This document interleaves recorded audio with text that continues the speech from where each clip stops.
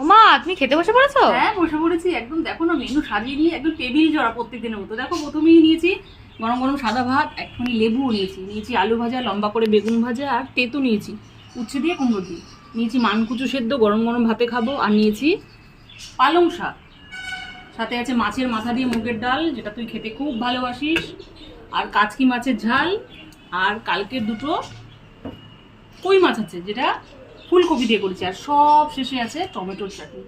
এবার বলো কি দিয়ে স্টার্ট করবো? ডাল দিয়ে খাও। হ্যাঁ ডাল দিয়ে খাই, ডাল দিয়ে আলু ভাজা দিয়ে খাবো। একটু ভাত ভাঙলাম, ডাল নিলাম, মাথাটা তো জম্পেস, একটু ডাল নিলাম। ডাল মানে একটু লেবু না চিপলে না ঠিক জমে না, একটু লেবু চিপে নিলাম, ভাত মাখলাম, একটু আলু ভাজাও নিলাম।